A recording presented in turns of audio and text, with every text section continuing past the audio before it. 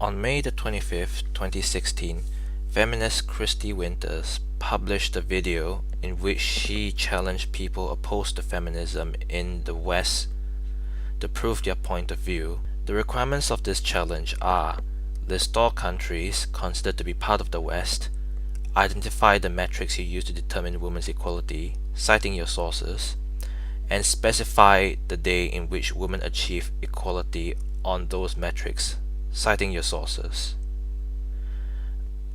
Apparently, Kristi's logic was that if women in Western countries have achieved equality, meeting these requirements should be easy, and that her opponents should provide answers that agree with each other. By analyzing the challenge closely, one will find problems with most of these requirements.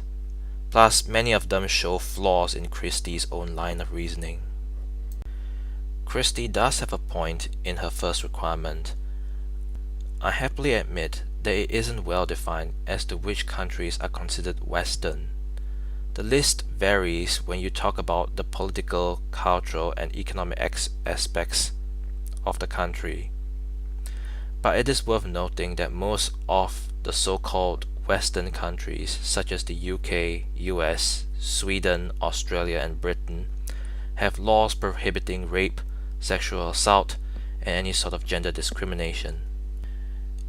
In Kristi's second requirement, she appears to disregard the fact that there are many different methods to gather and process data, which will give different results depending on the variables associated with the target sample of the statistical study. On top of that, most of the statistics, if accurate, would show only equality of outcome, not equality of opportunity.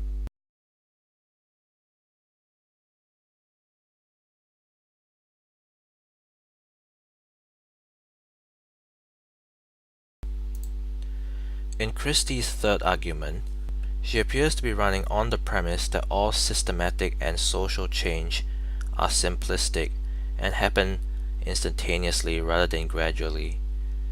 It is well known that such things do not happen that way, especially with regards to rights obtained by certain groups of people.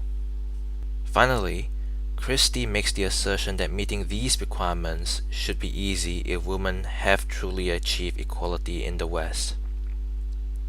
As previously stated, there are many different methods for data collection, which would give different results.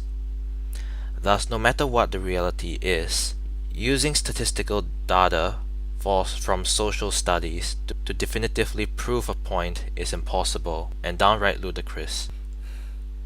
On top of that, Kristi proposes that her opponents can prove their point of view if they all present the same answers.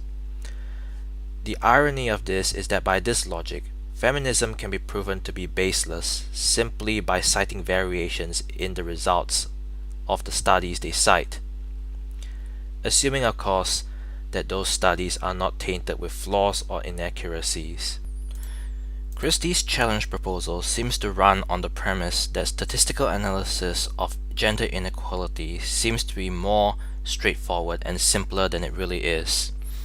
I find this straw man to be very similar to the one used by creationists, in which they say that the theory of evolution must be wrong because no one has found hybrid animals such as the crocodile or bird dog. This is ironic, considering how Kristi herself compares YouTuber Sargon of Akkad to creationists when he argues against feminism.